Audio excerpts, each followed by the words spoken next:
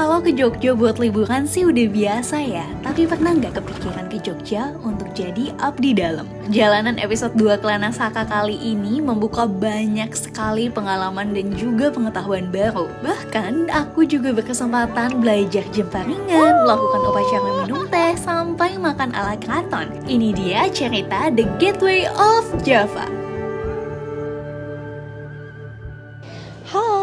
Sekarang sudah ada di Keraton Yogyakarta. Ini adalah agenda hari ketiga. Kelana Saka sebenarnya udah sering banget datang ke keraton. Setiap kali ke Jogja itu pasti datang ke keraton. Tapi kali ini experience-nya akan berbeda. Kenapa? Karena Kelana Saka akan mencoba belajar menjadi abdi dalam.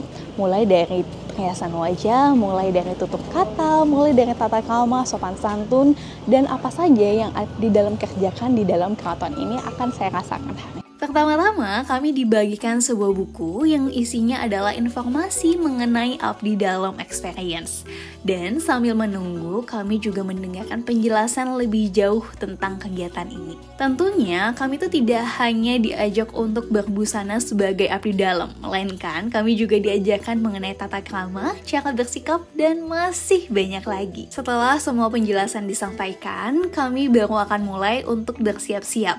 Dan sebagai abdi dalam putri, nanti untuk yang putri itu perlu menata rambut dan ganti baju. Supaya lebih cepat, jadi dibagi dua, aku bakal ganti baju dulu baru menata rambut. Jadi di belakang ini aku bakal ganti baju, mengenakan baju yang sesuai dengan aturan abdi dalam. Setelah itu baru sanggulan. Ini bener-bener seru banget sih.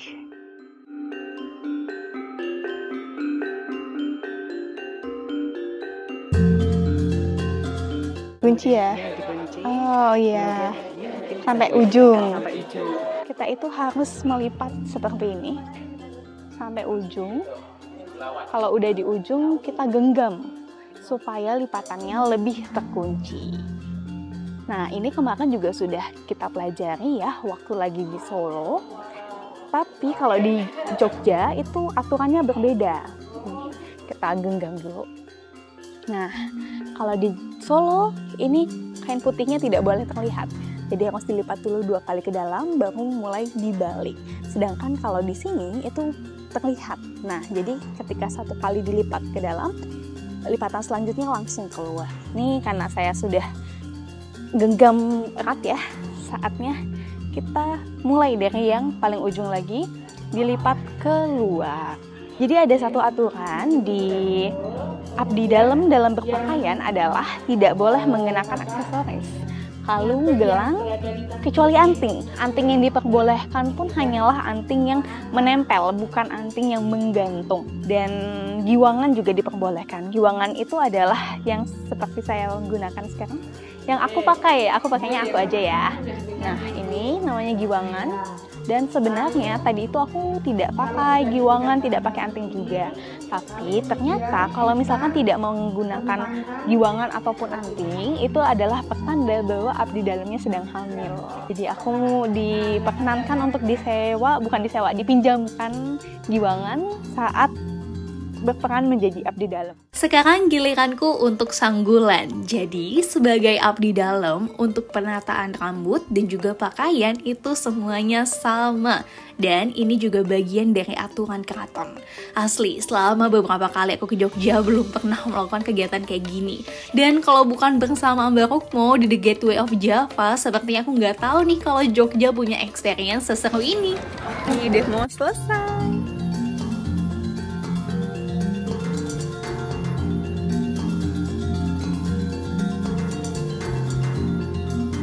Udah ada di becak, jadi semua teman-teman lagi pada naik becak.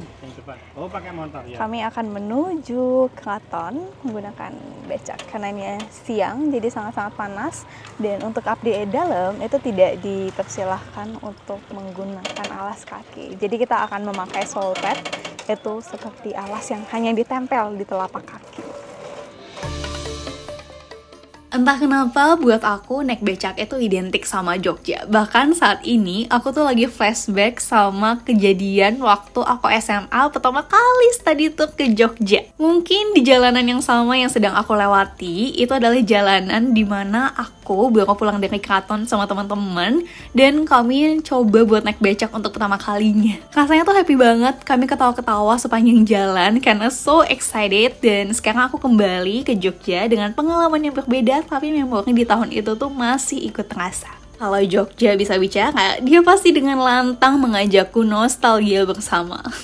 Memasuki gerbang keraton menandakan kami semua siap melakukan tugas menjadi abdi dalam. Semuanya jalan beriringan dengan sebutan barisan kacang. Jadi yang usianya lebih dewasa baris paling depan, begitu terus sampai yang paling muda. Sebagai Gen Z yang kelahiran 2000, aku menjadi pasukan barisan belakang. Cara berbaris seperti ini memiliki makna untuk menghormati orang yang lebih tua. Dan dari berbaris seperti ini, kami diajarkan untuk tidak mendahului siapapun serta melakukan apapun secara bergantian. Pelajaran pertama saat menjadi abdi dalam. Sebelum memasuki sebuah ruangan atau tempat, abdi dalam itu selalu melakukan sembah dengan cara menyatukan dua tangan, lalu dua jempol itu menempel di bagian bawah hidung dan menunduk. Setelah kami semua melakukan itu, kami berjalan beriringan lagi untuk masuk dan duduk secara rapi. Pada saat ini kami dijelaskan lebih fokus tentang cara bersikap sebagai abdi dalam. Nggak ada tuh istilah abdi dalam, tapi petakilan. Dan emang sih beberapa kali pernah ke keraton, aku juga memperhatikan bahwa abdi dalam itu sikapnya selalu perlahan dan juga santun.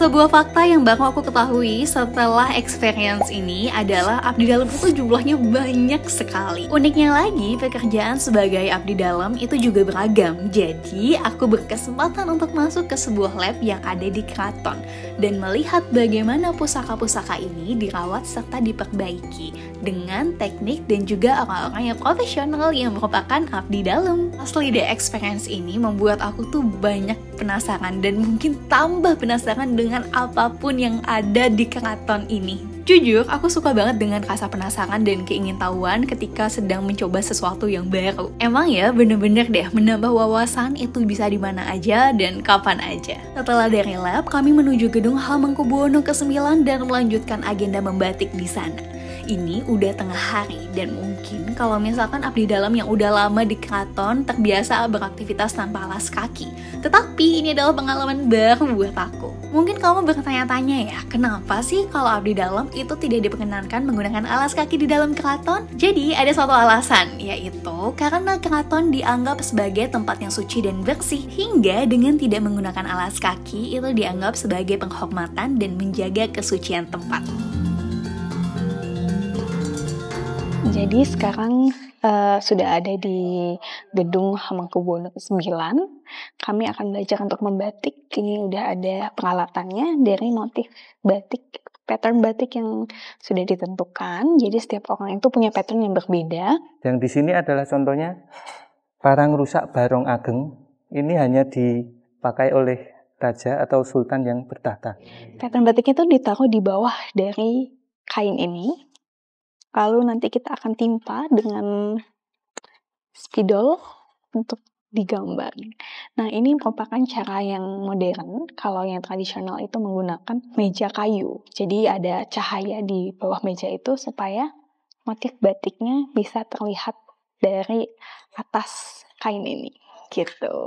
Semua orang itu sedang sibuk dengan batiknya masing-masing. Sebenarnya ada dua cara dalam menggambar pola yang seperti aku jelaskan, yakni dengan cara modern dan juga tradisional. Nah, karena meja untuk menggambar tradisionalnya itu terbatas, jadi kami bergiliran untuk mencoba. Sejujurnya ya, meski ini terlihat mudah karena hanya perlu mengikuti pola di atas kain, tapi ini cukup menantang buat aku. Lihat deh, semuanya itu benar-benar terpaku dan sibuk dengan karya masing-masing. Sampai tibalah giliran aku untuk mencoba dengan cara tradisional. Jadi sekarang saatnya bergantian untuk membatik dengan meja tradisional. Ini aku mencoba, ternyata lebih nyaman dengan meja seperti ini ya, karena tatakannya tuh menghadap lebih tinggi, jadi kita bisa mengajarkan tanpa harus membungkuk, jadi bisa lebih terarah untuk mengikuti polanya. Mungkin ini kelihatannya gampang ya, tapi sebenarnya tidak semudah itu juga teman-teman, karena tidak bisa dihapus. Agak mencela-mencela sedikit ya teman-teman, tapi nggak apa-apa. Sudah setengah jalan, sebentar lagi. Untung aja aku tuh dapat polanya yang besar-besar, jadi untuk menyelesaikannya bisa jauh lebih mudah dibandingkan teman-teman yang polanya lebih kecil-kecil dan mepet gitu.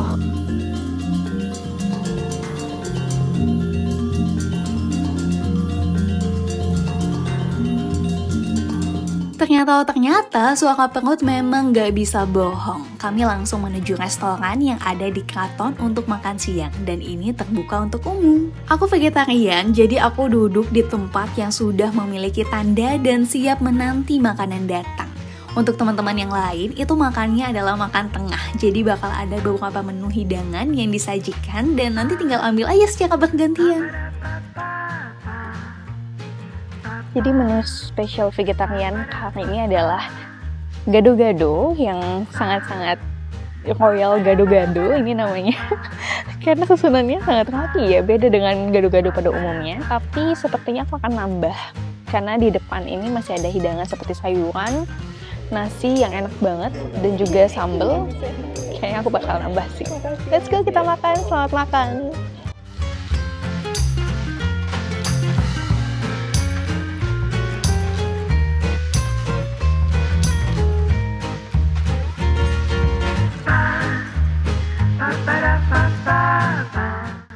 Jujur nggak tahu ini lapar atau emang enak, tapi aku makannya lahap banget. Asli, kamu kalau ke keraton wajib ya coba makan di sini.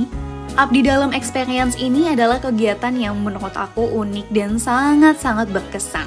Aku rekomen sih buat siapapun yang mau main ke Jogja untuk coba experience ini.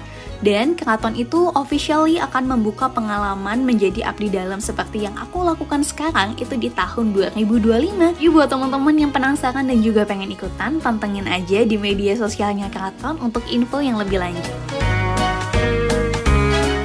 Sekarang kami semua sudah tiba di Pura Pakualaman. Ini kesempatan yang luar biasa karena kami akan diajak berkeliling di sekitar sambil dijelaskan banyak hal. BTW ini tempatnya tuh luas banget. Aku merasa setiap langkah yang aku ambil di Jogja ini rasanya tuh selalu punya makna, selalu punya cerita.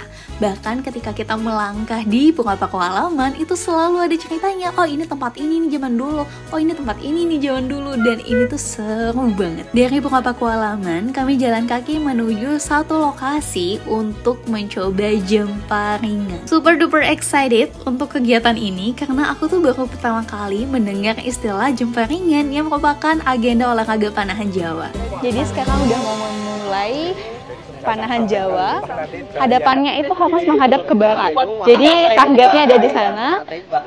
Kami menghadap ke arah barat. Betul. Nah, uniknya dari olahraga ini adalah panahannya tuh tidak berdiri. Jadi harus duduk dan untuk perempuan bersimpuh ya. Bersimpuh. Nah, kita mau latihan dulu. Kita latihannya tanpa busur, jadi harus latihan gini. Menarik dulu. Pegangnya bagaimana? Ini tangannya ada di sebelah. Geser lagi ke kanan. Gini. Ya. Gini.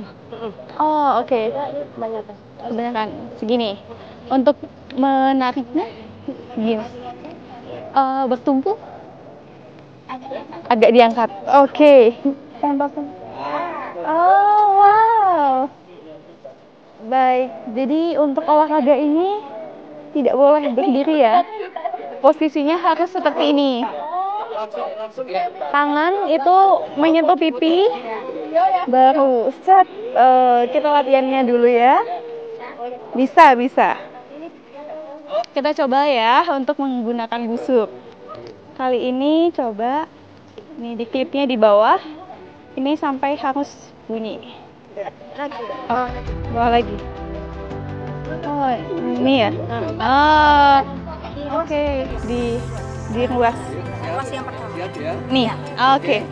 Nih ada tata caranya. Oke. Kita mulai. Dikit yang putih.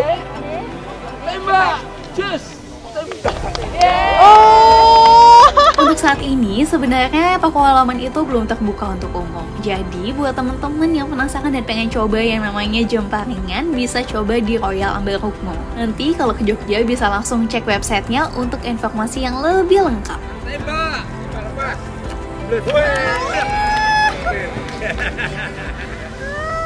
Agenda kegiatan hari ini super panjang, jadi setelah semuanya beres, kami makan malam di satu tempat. Ini adalah tempat makan yang hidden gem di Jogja. Kata teman aku yang orang lokal, tempat makan ini tuh lagi terkenal banget, pantas aja kami. Pokoknya ini kita makan, dan setelah kenyang nanti kami balik ke hotel di Royal Ambarukmo. Ini adalah hotel bintang 5 ya teman-teman, dari Ambarukmo Group.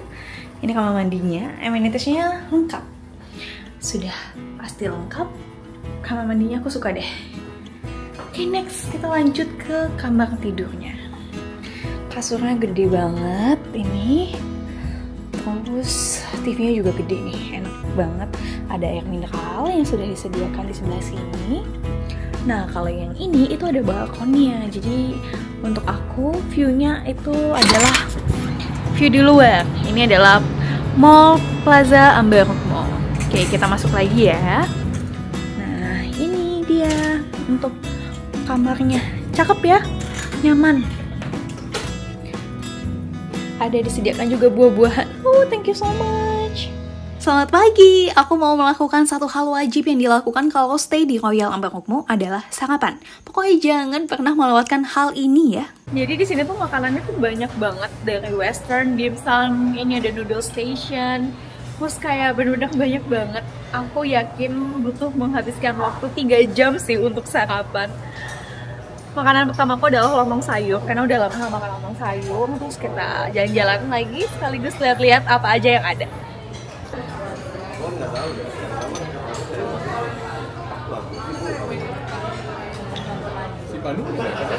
Sudah, tadi bareng sama gue duduk. Kayaknya syuting deh. Kloter kedua, kira-kira aku bakal makan apa ya? Ada kopi. Should I? Saya masih terlalu pagi deh, nanti aja.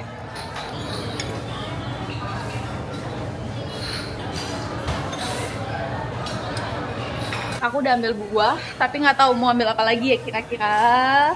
Itu kayak semuanya tuh enak banget. Ada pasta, aglio olio, aku suka banget lagi. Oke, kita ambil itu. Aku juga ambil pasta, terus dibantu untuk bawain buah aku sama tugasnya. Ini pagi-pagi udah karbo banget ya uang saya. Oke, kita makan buah. Spesifik sih terkadang. Dari pagi makan buah dulu ya. Walaupun tadi udah makan lontong sayur duluan. Apa? Kita makan buah.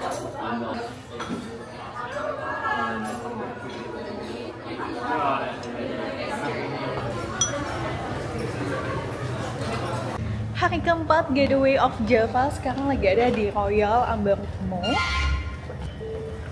Kan kemarin aku stay di sini 1 malam. Terus tadi breakfast enak banget. Itu kayak siapapun yang stay di Royal Ambarukmo harus nyobain breakfast enak banget. Lalu kita akan melanjutkan kegiatan sekarang. Udah langsung check out. Ini kita mau ganti baju dulu, pakai adat Jawa. Tiba-tiba udah ganti baju pakai kebaya karena hari ini agendanya mau patehan dan juga lodosan dahak di Royal Ambarukmo. Jadi sekarang akan melakukan upacara minum teh, yaitu namanya patehan. Ini ada di pendopo yang ada di Royal Ambarukmo. Sudah disediakan juga tempat makannya di sebelah sini. Lalu nanti ada pertunjukan tarian juga nih dari Royal Ambarukmo. Dan acara patehan ini tidak bisa diselenggarakan sembarangan ya. Jadi ada aturannya, dan Royal Ambarukmo itu salah satu-satunya bahkan yang boleh melaksanakan itu di luar keraton. Sampai pada tempat hari trip sama diajarin gaya-gaya Gen Z. Iya betul. Kita harus kayak gini. Harus kayak gini katanya. Wah, kita tuh Gen Z banget, Gen Z abis. Pakai Z abisnya. Gen Z mentok. Patehan ini adalah salah satu upacara sakral yang menjadi ciri khas dari keraton, dan kegiatan ini tidak boleh dilakukan di sembarang tempat. Sambil menunggu agendanya berlangsung, kami semua duduk di tempat yang sudah disediakan. Nanti tehnya akan dibawakan secara beriringan oleh abdi dalam yang bertugas. Jadi ini tehnya aku, tehnya Kak David. Kita dapat jajanan juga. Aku emping, Ini mandi namanya, sama apa ya ini ya? Onde-onde. Onde-onde. Kita makan sekarang karena sudah diperbolehkan. Jadi tadi prosesinya dilakukan oleh abdi dalam. Tehnya dituangin satu-satu, kita boleh pilih antara teh ataupun kopi. Ini rasanya apa, Kak? Mana? Ini. Manis. Dalamnya isinya ada ini apa? Kalau orang Jawa bilang tem-tem, kelapa manis. Enak banget. Langsung habis. Langsung habis. Ampingnya enak banget tau. Iya. Rasanya gurih, manis. Ini mandi ini enak banget. Lu kayak? Ininya warna-warni ya? Apa? Apa namanya? Si kokonatnya? Ya, ketan-ketan. Warna-warni terus kayak manis. Hap. Nah.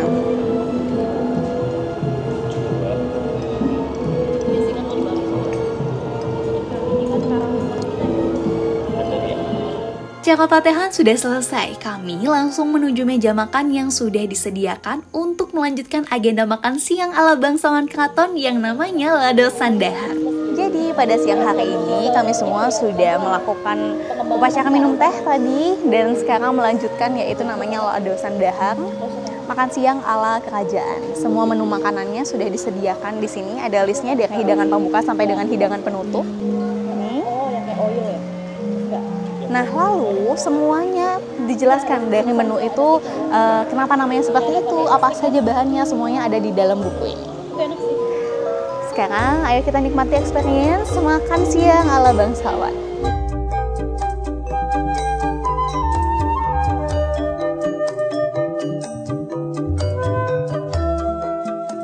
Kalau kemarin kita seharian cosplay jadi abdi dalam, sekarang ceritanya jadi keluarga ningrat. Dan seperti yang aku bilang tadi, kalau kayak Ambarukmo ini punya sejarah yang kuat dengan keraton. Makanya experience yang kayak gini itu nggak ada di hotel lain. Kamu mau coba patehan, Lado Sandahar, jemparingan, semuanya ada di sini. Cek aja langsung di websitenya untuk info lebih lanjut.